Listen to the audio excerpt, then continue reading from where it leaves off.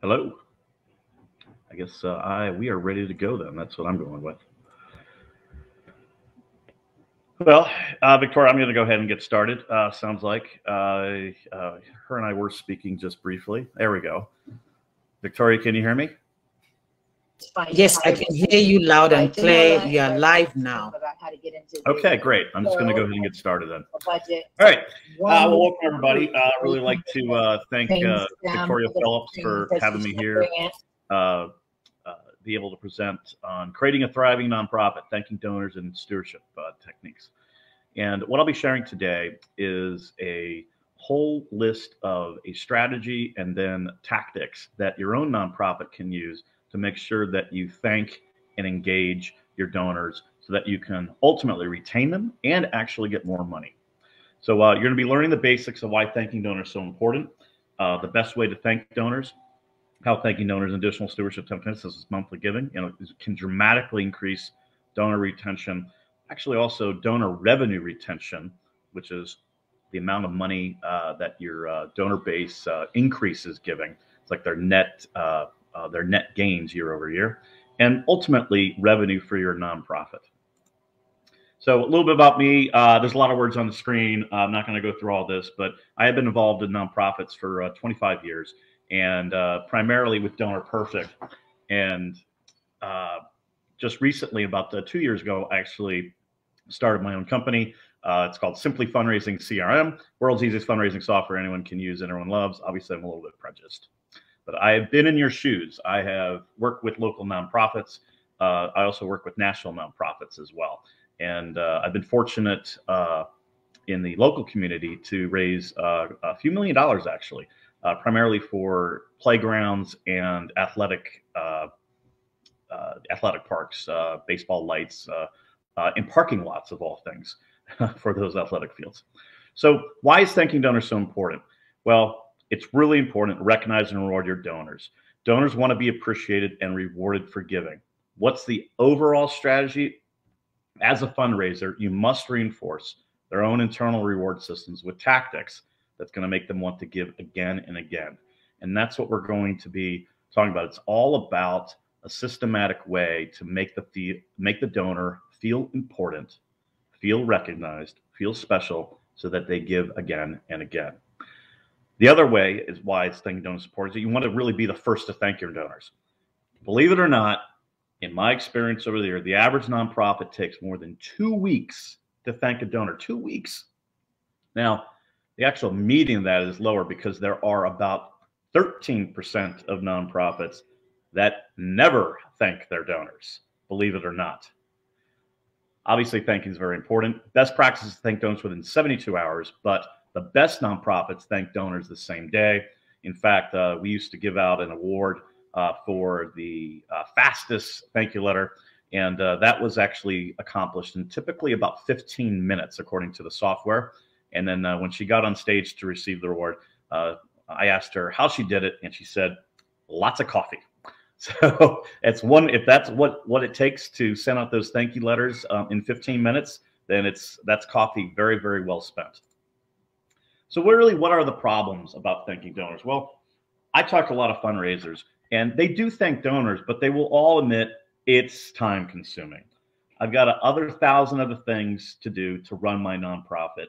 And yes, I know I need to thank donors, but I just don't have enough time. So the solution to that is to build a strategy. And that is to make thanking donors so important. It's a core responsibility of your nonprofit. You want to get everyone involved. The other thing I hear is that thank you letters are hard. Using Microsoft, I'm going to point out Microsoft Word, but mail merge wizards, they never work right. It's complicated. It's hard to send these letters out very efficiently.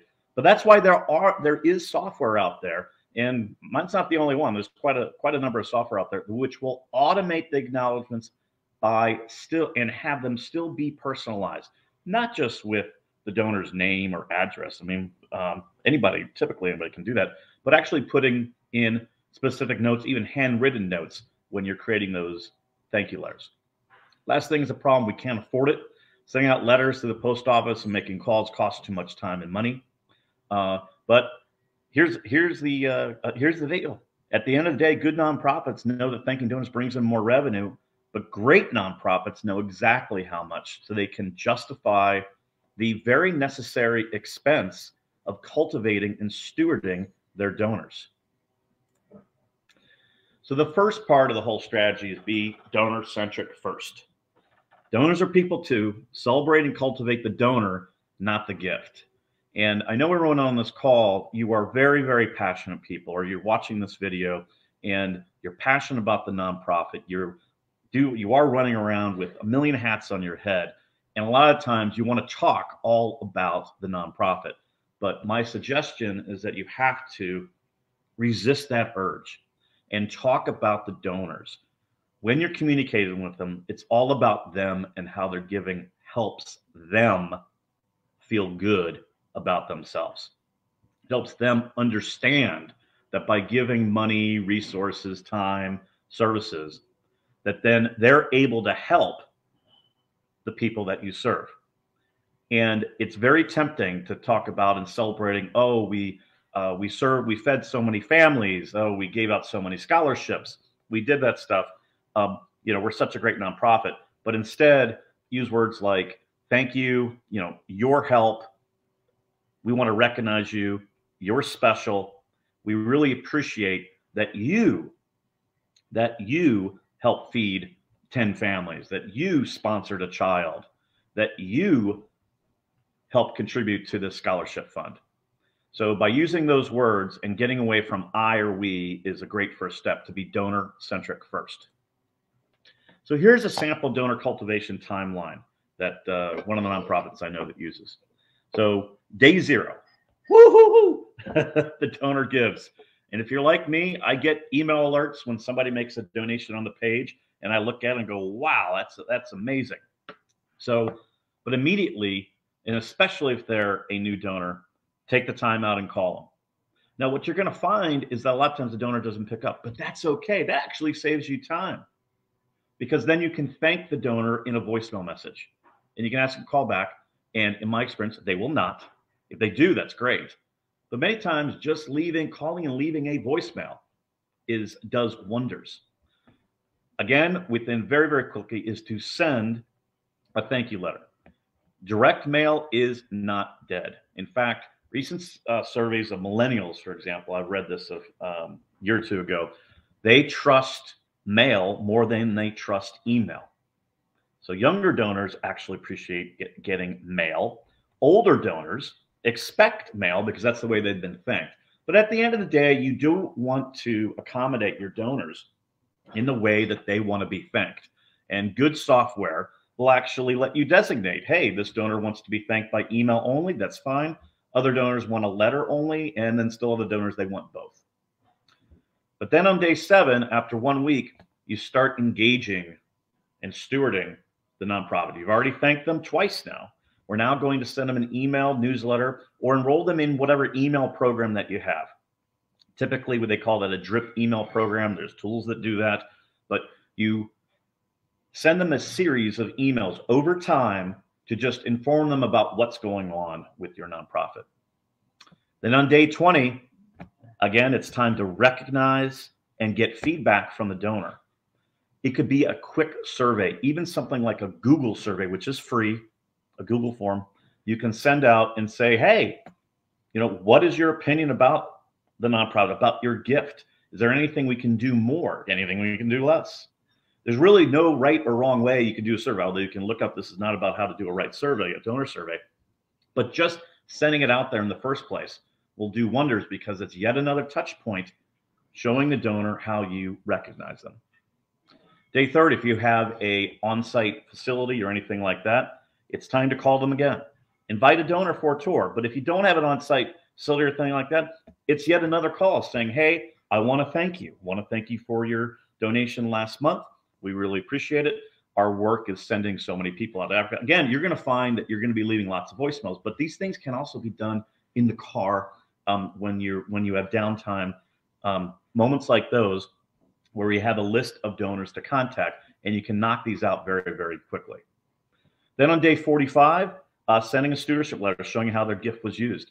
Many times this can be a standard letter but it says, hey, I just wanted to reach out to you. It's been a month and a half since we received the gift. Already your gift has made an impact. This is what has happened with your gift. And then because you thank them 1, 2, 3, 4, 5, well, 5 times, you're now ready to actually ask them for a second gift solicitation. And in my experience, nonprofits simply do not ask enough. Donors will say they only want to be solicited 1 time a year, but the data clearly shows it's not true, which we're going to show in a moment. Because great stewardship equals great retention.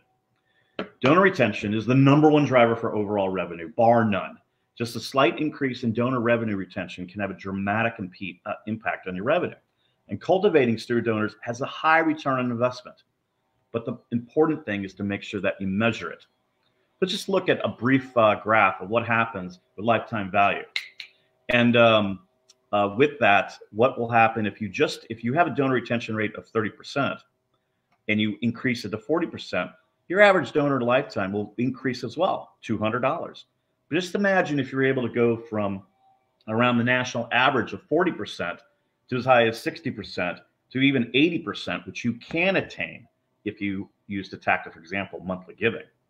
All of a sudden, your donor lifetime value, this is what you can expect to receive from your donor over the time that they give to your organization, actually more than triples based on the higher donor retention rate. You know, one thing I talked about earlier is, well, how long should you wait? Well, you'd be surprised. You need to actually not wait that long. Otherwise, the longer you wait to ask your donors again, because even with stewardship calls, things like that, the much less percentage they're going to give. Within 60 to 90 days, just like we saw on the donor timeline chart for stewardship, you're going to find a 75% retention rate once you ask that second gift. But if you wait 3 to 6 months, it starts dropping. 42%, 6 to 12 months. But then after 12 months, in fact, really after 1 year, it drops to 22%. And then after 2 years, it just plummets. This is the donor retention to only 5 to 6%. And which is why typically in most nonprofit organizations, you don't solicit donors past 3 years. It becomes economically unfeasible to do that. You might segment though on your larger donors or your people who know, but in general, it becomes difficult. And of course, after 5 years, those donors are long gone. There are other ways to thank donors and make a thriving nonprofit. It really is more than just letters and phone calls. So you can show appreciation on your website. That's easy. You can have a page dedicated to donors. In fact, what I recommend is to actually profile some of your major donors. Some donors won't want to do this, of course, but my experience, most are tickled pink that you would show such interest in what they're doing because they feel that everyone else is doing it, but they all of a sudden, the issue is, of course, not everyone else is giving money. They are, and they should be recognized for that. Probably the best way to have a thriving nonprofit, stewarding your donors, and then actually increasing revenue retention is all about a monthly giving program. Now, I'm sure there's other sessions and seminars through this boot camp that talks about this. So if there's not, there should. But the bottom line is that the easiest way to have a sustainable and repeatable revenue model is to make sure you engage in a monthly giving program because it does a number of things. It actually acts as an automatic steward.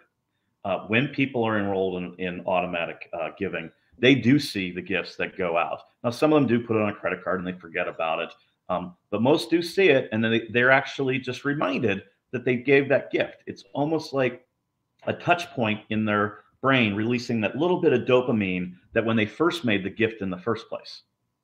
And even though some donors, yes, some donors, when they see it, they might call and cancel. That's not my experience. Once a monthly donor lasts for 6 months, then their likelihood to continue dramatically increases. And that's why you should have a check-in after 6 months, because not only can you check in with monthly donors to see how they're doing, but also, in many times, the great nonprofits ask for more money. The great nonprofits will also make sure that you're okay, and maybe they reduce it a little bit. But in my experience, the number of people who give more is about 3 to 4 to 1 than those that ask for less. And of course, if you didn't call at all or you didn't contact them all, they might just discontinue, and then you lose everything. There's other ways to thank donors and make a thriving nonprofit. Profile donors in your communications. Have spotlights on donors. Make lots of pictures. Videos. Videos are very simple right now. Most smartphones, and this is a Google Pixel phone from, actually, I don't know, it's all cracked, from 2005, or no, excuse me, 2018. It's got professional video on here. You no longer have to have special equipment anymore. In fact, I think these cameras really do the trick, but you do have to have lighting. I got a special light right in front of me so that you can see me. Lighting's probably more important. With that, prioritizing handwritten notes. Handwriting notes. Donors know when you take the extra time to be special to do handwritten notes. There's other things to thank donors, and that's actually resolving complaints quickly.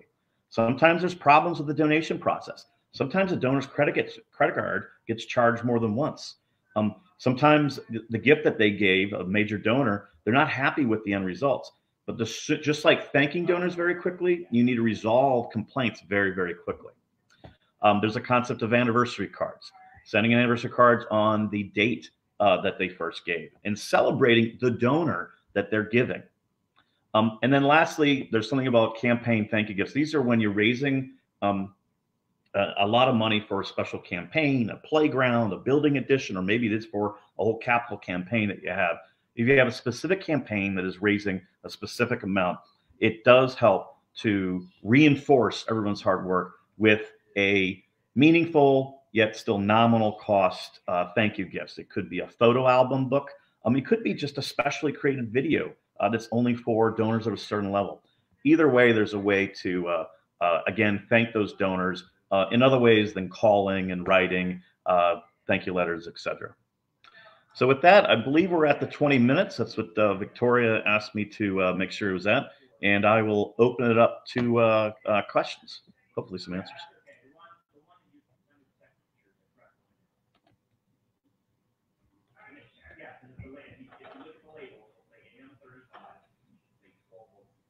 And Victoria, you're there?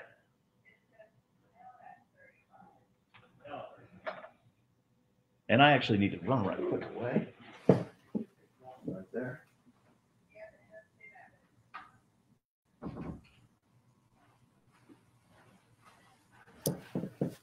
Ah, there's yours. Okay.